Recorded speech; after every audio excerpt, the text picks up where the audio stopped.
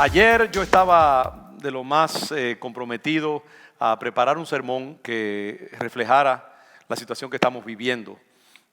Gente me ha escrito y no solamente de nuestra iglesia, sino de fuera, diciendo, Pastor Miranda, la gente quiere escuchar su pronunciamiento y su voz acerca de la situación esta que ha sucedido con George Floyd y la muerte trágica, terrible de este ser humano y la conmoción que ha causado en toda la nación.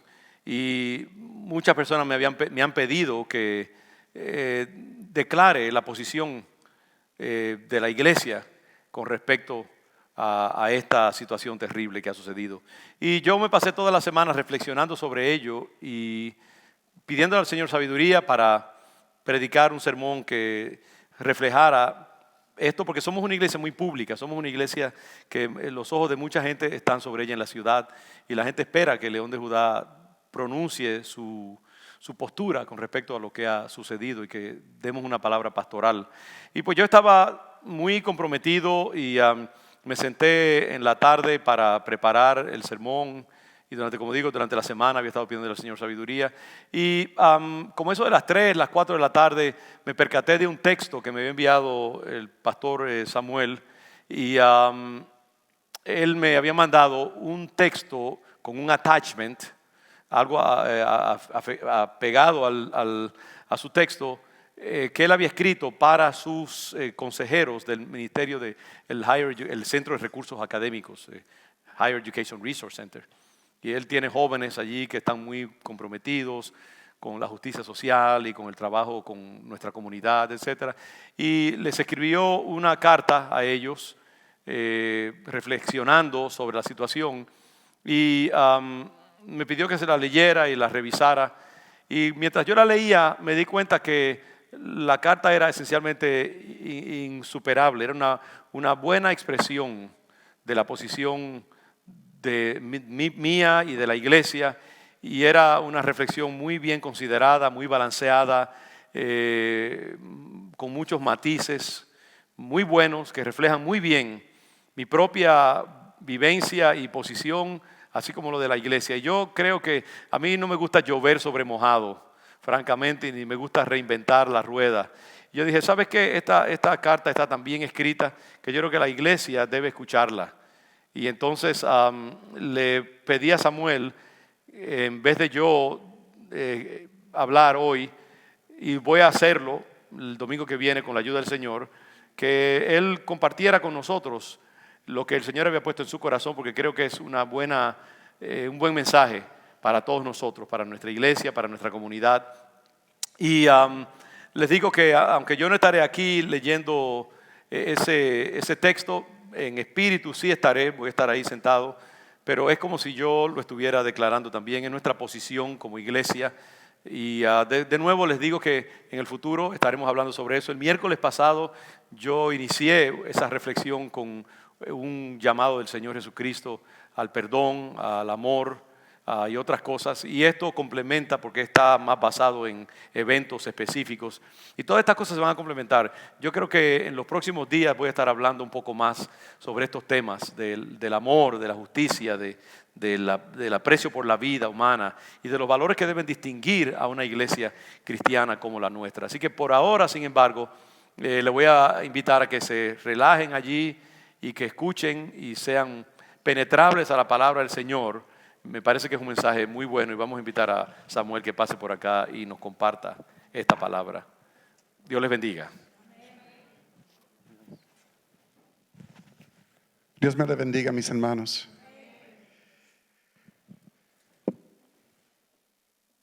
Aún como ha dicho el pastor, somos como un remanente, como declara la palabra de la congregación León de Judá, pero aún en este remanente veo una gran diversidad.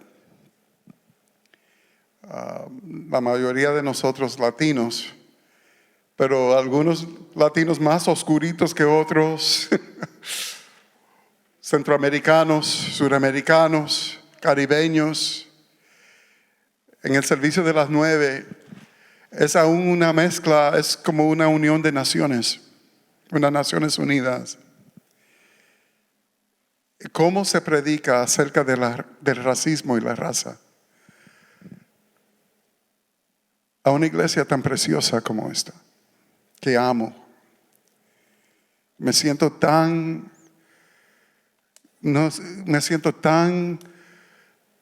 dichoso de ser parte de esta comunidad. Y la respuesta es que esto no lo veo como un sermón. Más bien es la reflexión de un corazón.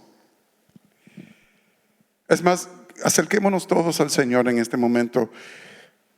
Oremos. Es más, les invito, lo último que les pido, aparte de oír esta palabra, es por favor levante sus manos al Señor. Vamos delante de la presencia del Señor. Al levantar nuestras manos, esto representa, hay una razón porque esto es un gesto regado por toda la palabra, pero una de las cosas que el levantar las manos logra es que descubre nuestros corazones y vacía nuestras manos. Y digan conmigo, digamos juntos: Señor, escudriña mi corazón. Señor, escudriña mi corazón. Amén.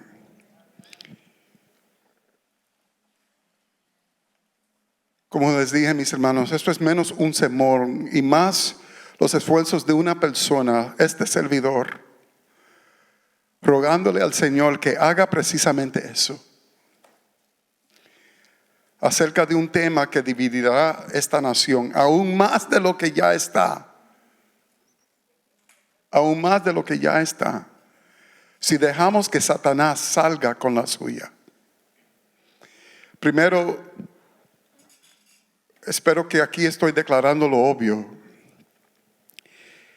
Creo y estaré usando términos personales, que no es buena homilética, como le dirán en el instituto.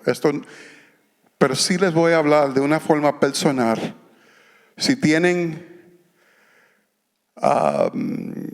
algún comentario, su lucha es con Samuel Acevedo. It's on me. Creo que cualquiera que se viste del uniforme y la chapa de un guardia de la ley y abusa su autoridad de ese uniforme, deshumanizando a una persona de raza negra, desproveyéndolos de su dignidad o su propiedad o su libertad o sus vidas. Como en el caso de aquellos que hemos conocido a través de las noticias estos días. Ahmaud Arbery, Breonna Taylor y George Floyd. Aquellos que hacen eso cometen un crimen horrible. Con tan solo esa injusticia, un acto, pero con tan solo esa injusticia, ofenden la armonía de nuestra sociedad en varias maneras. Primero, alimenta el ciclo de racismo, retribución y violencia que constituye el pecado original de este país. Y sobre eso hablaremos un poco más, entre poco. Segundo, quebranta la fe de la comunidad en el orden de la ley, socavando la labor ya bastante restante de miles de policías y representantes de la ley, entre ellos los oficiales Manny Ortega, y señalo al oficial Anthony Ducasti, miembros de nuestra congregación, quienes arriesgan sus vidas para que nuestra comunidad se mantengan seguros y saludables. Y finalmente, yo creo que peor todavía, espiritualmente le provee una fiesta a Satanás. cuya influencia sobre nuestra sociedad se alimenta, también hablaremos de esto, se alimenta a través de nuestro propio dolor, nuestro resentimiento, nuestra amargura, nuestro odio, el plantar la división entre nosotros y el rebajar la imagen de Dios en nosotros. Aplaudo los esfuerzos de muchos que han luchado para expresar su duelo e insatisfacción a través de maneras pacíficas que honran a Dios, incluyendo miembros de nuestra congregación. Por igual, me uno a muchos, incluyendo muchos líderes del movimiento de derechos civiles de la comunidad afroamericana, que condenan el desorden y la destrucción que se vieron en las calles de Boston el domingo pasado, afeando los esfuerzos y los propósitos de aquellos que llegaron esa noche con intenciones mucho más inocentes y honrables. Pero al decir esto, no he dicho más de lo que tantos otros han dicho acerca de este tema en estos días. Nadie, ni usted ni yo, llegamos a nuestras ideas sobre el racismo a través de un vacío. Jamás lograremos conocer la raíz del racismo y menos vencerlo con nuestras mentes y corazones sobrellevados por el rencor o el duelo. Con todo lo que se ha dicho entre las muertes, la violencia y las protestas, son muy pocos los que oigo implorando: Señor, examina mi corazón. Examina mi corazón. Mi corazón donde el dolor echa raíces y me envenena.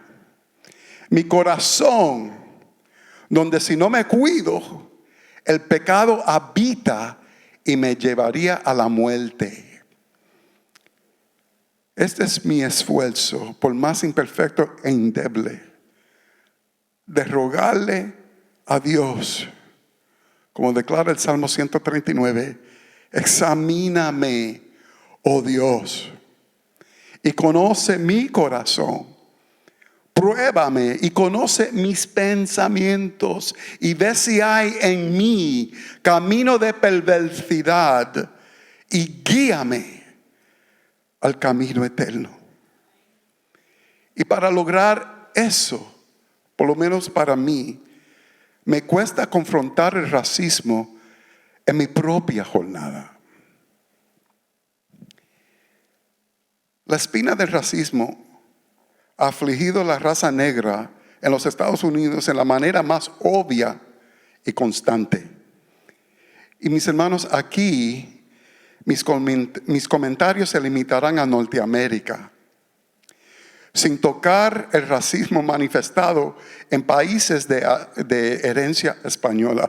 Eso es otro lío para otro día. Yo prefiero que el pastor Roberto toque ese capítulo de México para abajo.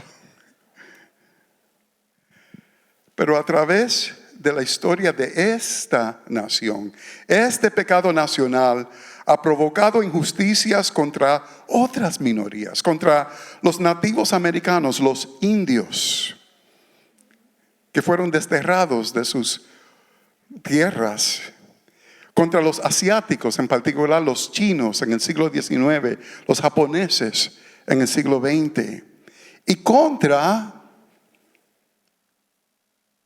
drum roll please, los latinos. Los latinos, el racismo confrontando los latinos en los Estados Unidos es una especie más ambigua que aquella experimentada por los afroamericanos.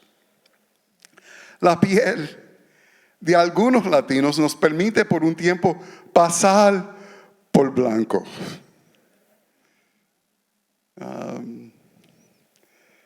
¿Cómo es? No te vista, no, algo así del bacalao, que ya te conocemos, aunque que venga disfrazado. Algo así, el bacalao, un bacalao disfrazado. Pero que va, pero que va, tarde o temprano a todos nos recuerdan que somos diferentes y que no somos de aquí. Mi familia, en ese sentido, nunca tuvo esa suerte. Ahora estamos entre familia, aún los que están oyendo. Familia León de Judá. Es triste admitirlo, pero para latinos, nuestro primer y tal vez más doloroso encuentro con racismo se da entre nosotros mismos. Entre nosotros mismos. Y como en mi caso, entre mi propia familia, les explico, como niños, mis hermanos no entendíamos por qué la familia de mi papá nos sacaba el cuerpo. Pero entre algunos puertorriqueños se considerarían una pareja de raza mixta. Mis padres. Papi era un pelirrojo pecoso, si me pueden creer eso. Mami, quienes muchos de ustedes llegaron a conocer, tenía una piel varios tonos más oscura que la mía. A beautiful woman. Pero eso fue suficiente para crear una distancia congelada con esa parte de nuestra familia que duró hasta poco, hasta los otros días. Pero que gracias al Señor, Dios ha estado sanando titis, mis titis y mis tíos, si me están escuchando, los amo. Le doy gracias a Dios por ustedes. Luego, como adulto, pude probar un gustito de lo que es el racismo vestido de un oficial de la ley. Entre mis años 20 y 30, patrullas me pararon no menos de 4 veces. Y no en el sur, en Nueva York, en New Jersey y Massachusetts. Inconfundiblemente en casos donde, por ser latino, llené un perfil racial. No estoy hablando de las veces en que merecía que me pararan. Cuando yo era teenager, manejando a las millas, esta vez fue completamente al azar. Nunca experimenté el peligro que confrontaría a un hombre de raza negra manejando en esa situación. Muchos de ellos con sus vidas en riesgo. Pero igual, esos encuentros fueron suficientemente atemorizantes. Como la vez que una patrulla de la Policía Estatal de Massachusetts, un State Trooper, paró mi Ford LTD, un carrito que llamábamos Orlando en Cambridge, antes de subir al Mass Pike. Por cierto, camino a la iglesia, un ensayo de alabanzas. No me bajó del carro y no me lo rebuscó porque supe no darle permiso. En ese entonces yo era un estudiante de derechos y me podía defender. Luego, ya como fiscal en la ciudad de Nueva York, el chofer latino del taxi Gypsy, los Ubers de esos días, fue detenido por oficiales del mismo cuartel en el Bronx que unos días anteriores acribillaron a balazos a un pobre hombre africano desalmado. Un Amadou Diallo se llamaba, mientras el pobre sacaba su cartera. Estábamos apenas unas cuadras de a donde esa tragedia aconteció. Este oficial trató al chofer de una manera verbalmente abusivo y luego a mí cuando intenté intervenir. Cuando produje mi chapa e insistí comunicarme con su comandante, él se calmó y nos dejó quietos. Pero ¿se imaginan cómo cada uno de esos encuentros me dejaron? Con sudor y temblores. Pero entonces, mis hermanos, ¿qué? Y esa es la pregunta que les hago. Después de oír eso, ¿qué? ¿Qué hacer con esas experiencias? ¿Qué hacer con esas memorias? No tan solo esas, pero los millares de comentarios ignorantes y los innumerables incidentes de leves insultos o discriminación que tal vez sufrimos.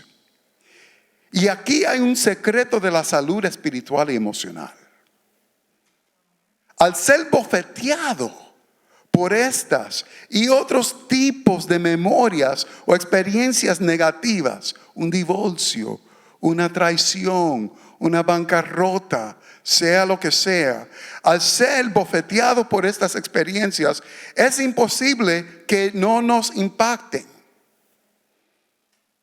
Pero le doy gracias a Dios por mis padres que me instruyeron que podemos escoger. Digamos podemos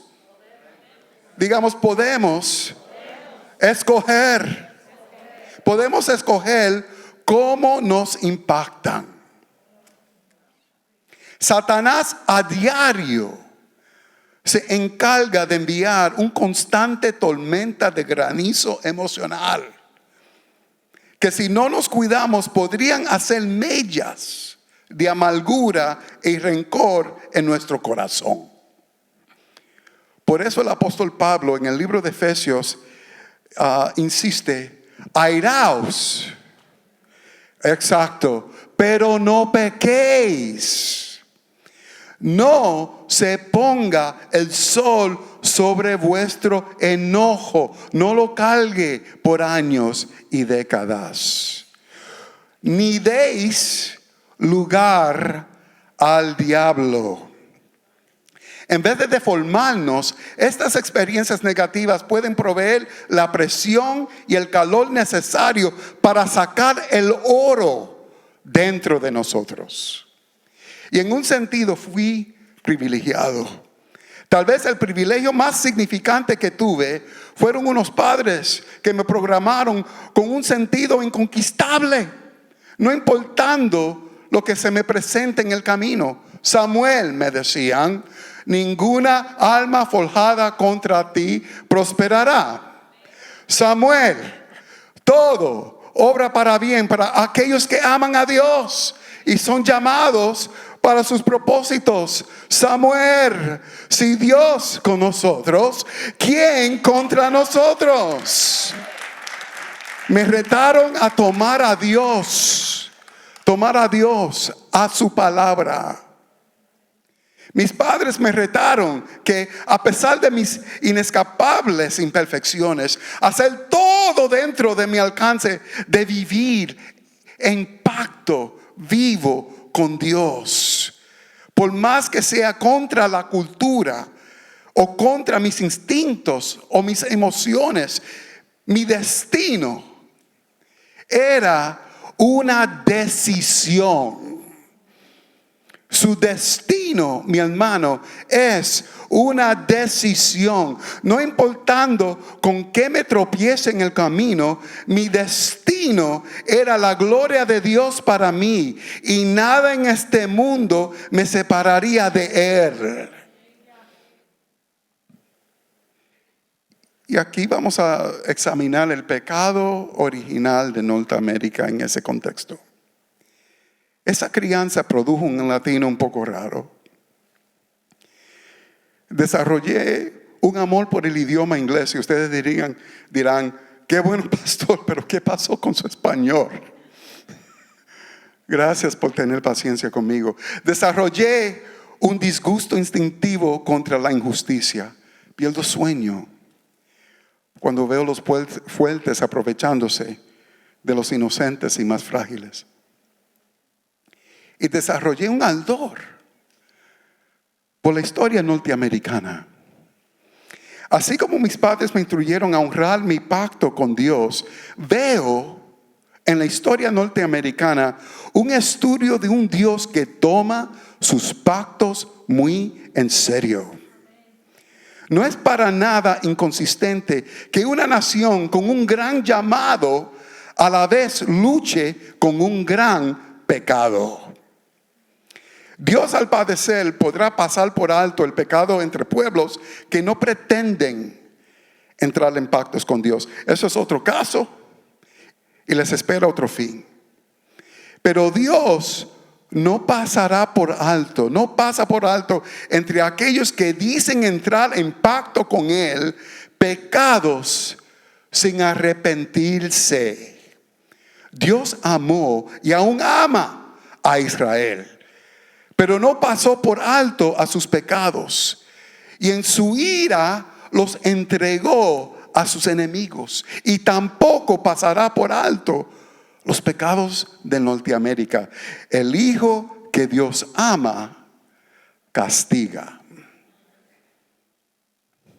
El racismo se ha identificado como el pecado original de los Estados Unidos.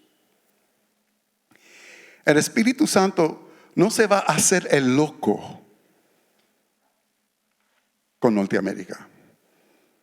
Durante la guerra de la independencia, afroamericanos participaron como soldados en ambos ejércitos, tanto con los ingleses como el ejército continental de Norteamérica, ambos luchando para lograr la misma meta, su libertad.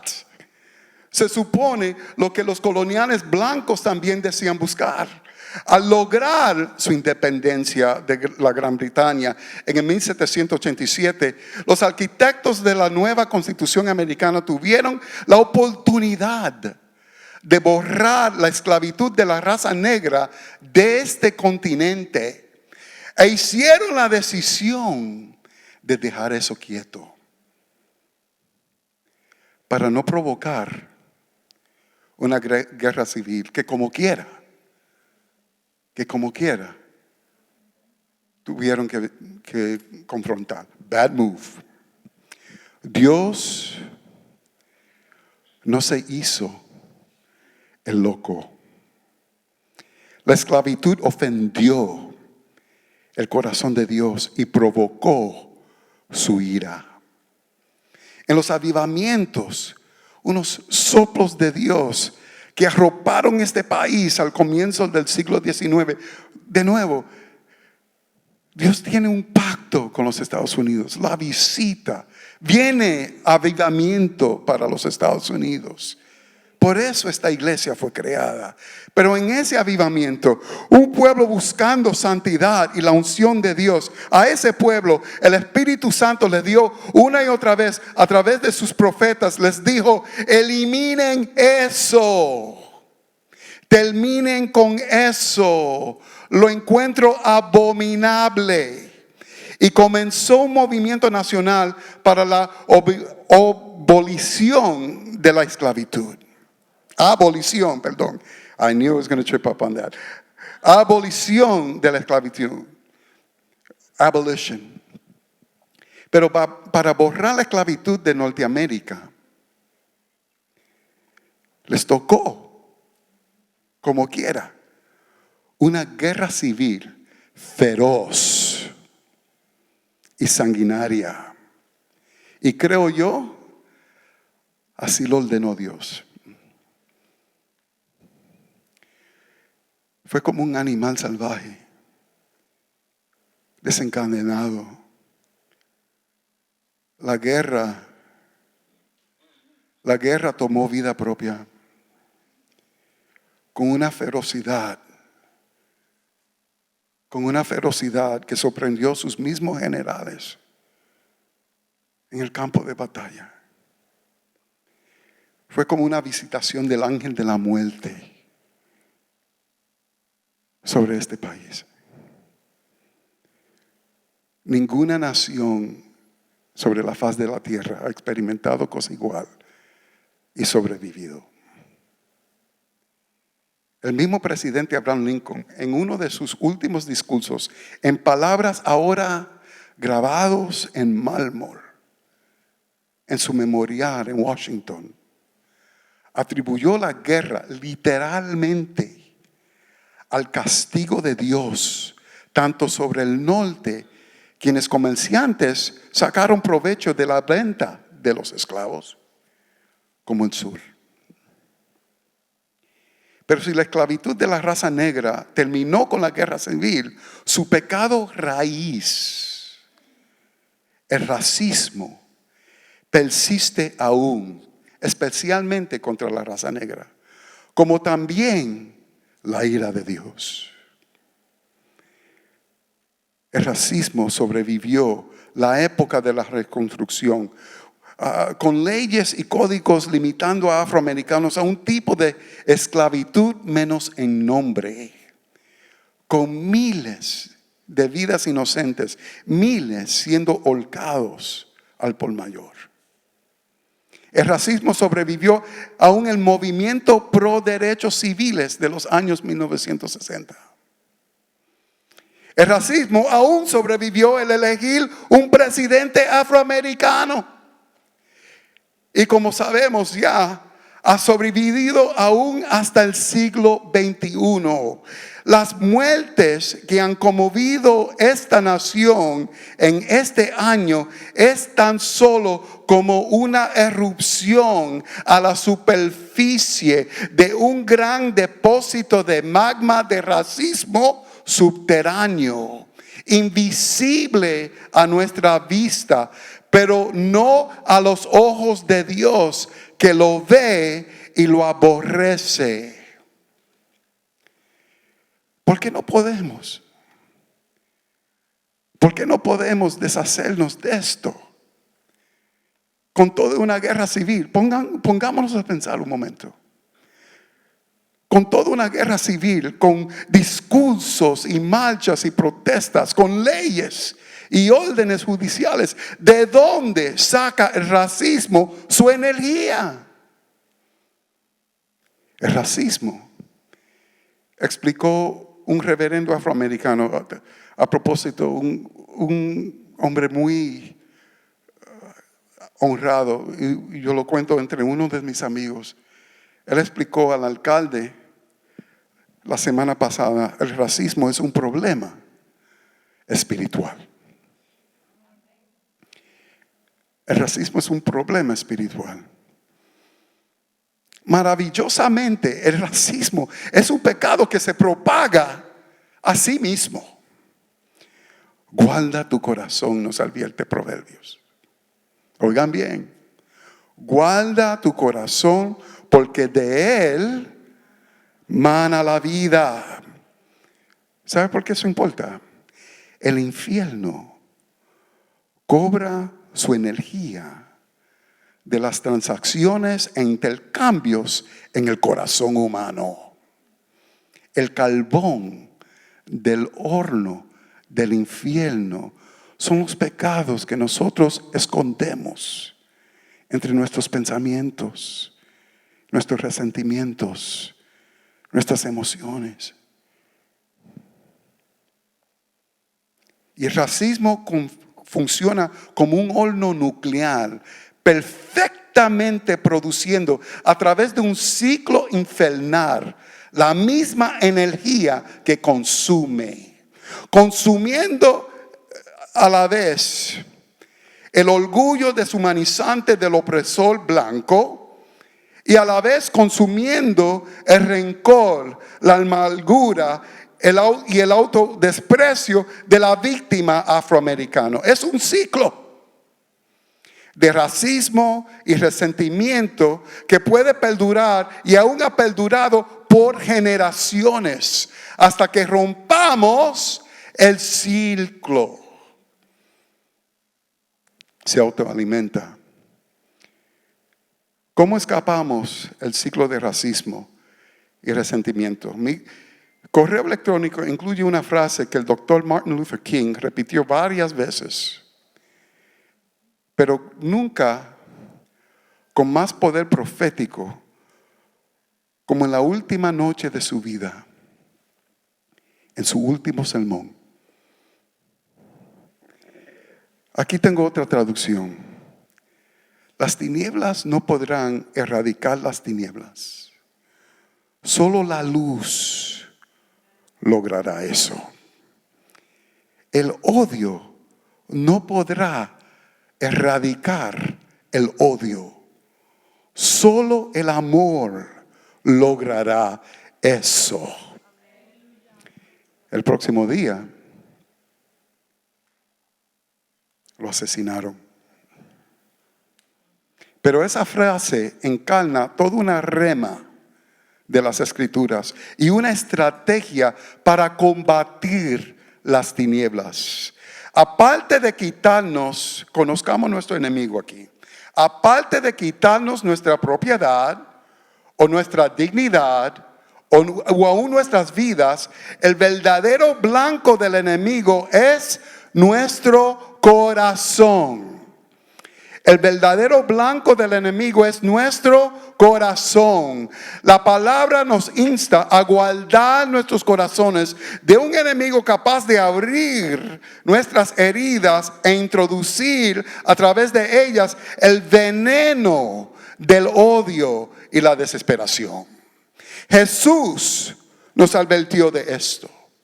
Resistan opresión, dijo él, contra ustedes a través del perdón, por el bien no de nuestro opresor, sino de nosotros mismos. A amar a nuestros enemigos, a bendecir a los que nos maldicen. Rompamos el ciclo. Entendiendo esto, el apóstol Pablo le implora a los romanos en el capítulo 12 de su carta: no paguéis a nadie mal por mal. Procurad lo bueno delante de todos los hombres. Si es posible, en cuanto dependa de vosotros, estar en paz con todos los hombres. No os vengáis vosotros mismos, amados hermanos, sino dejad lugar a la ira de Dios, porque escrito está: mía es la venganza, yo pagaré, dice el Señor. Así que si tu enemigo tuviera hambre, dale de comer. Si tuviera sed, gracias.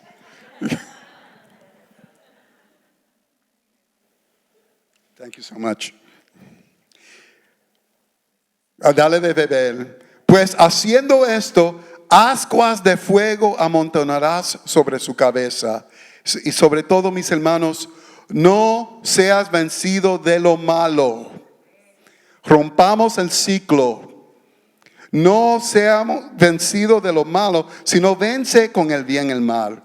Y el doctor King también entendió esto, iniciando un movimiento libre de violencia que confrontó la violencia con paz, combatió el odio con amor, y fue una estrategia que expuso lo repugnante del pecado del racismo.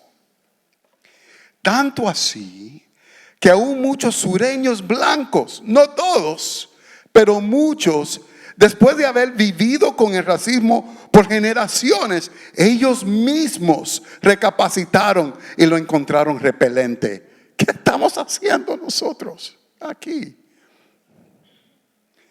Logró algunas de las reformas de derechos civiles más sustanciales que se han dado desde la culminación de la guerra civil. Pero lo que esta estrategia representa para el corazón y el alma humano es mucho más importante. Es el antídoto al veneno del odio y el rencor. Luchamos contra las tinieblas con la luz. luchamos contra el odio con amor. No es fácil. Oigan bien, no es fácil. Más fácil es entregarse de una vez al rencor y alimentar el ciclo del racismo. Eso es mucho más fácil.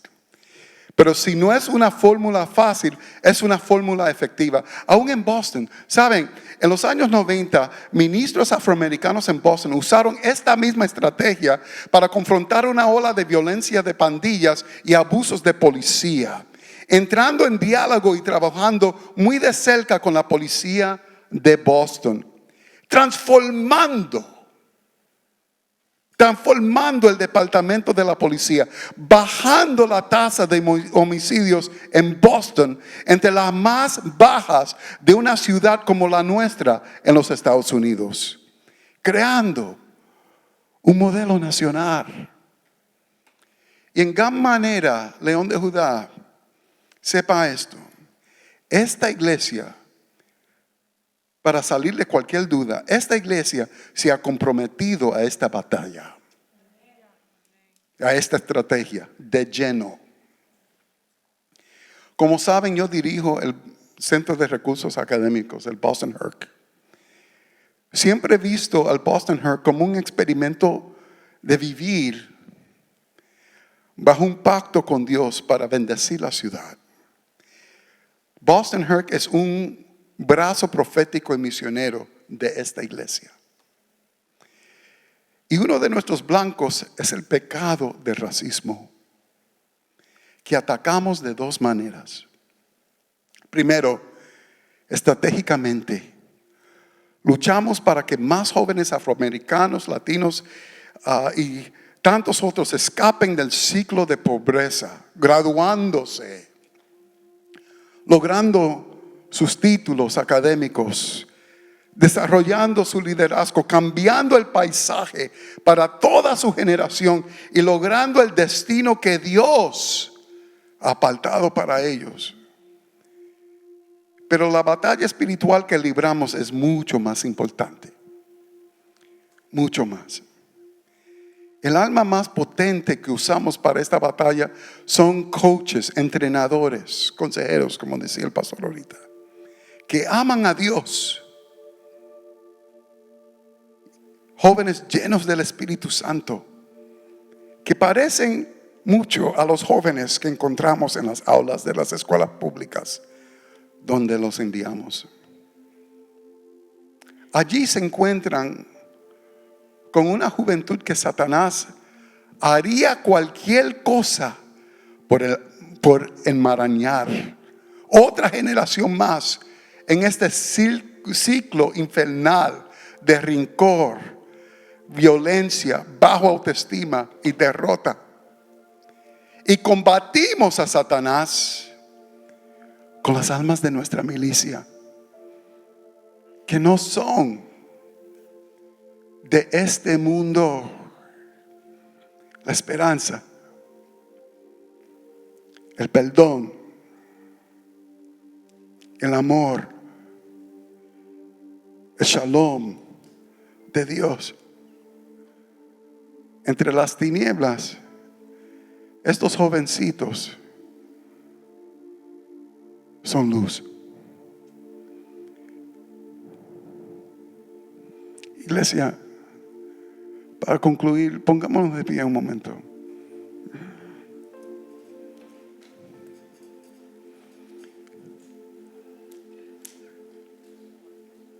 Igual que tú y yo,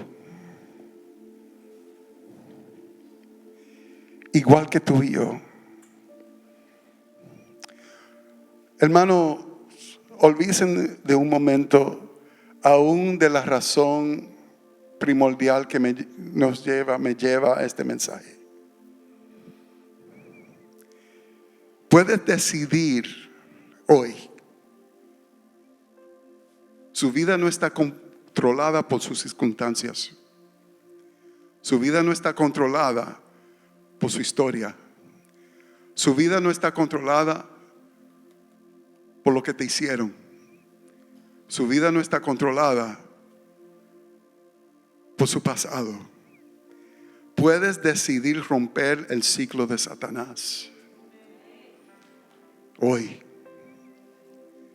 Puedes decidir ser luz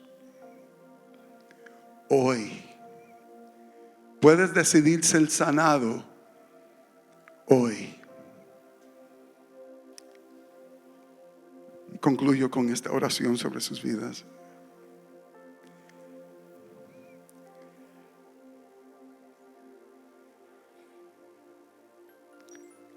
Ahora, Señor, examina, y dile usted al Señor. Ahora, Señor, examíname y examina mi corazón. Si hay veneno ahí, límpiame. Sáname. Purifícame. Señor, rehúso al rencor.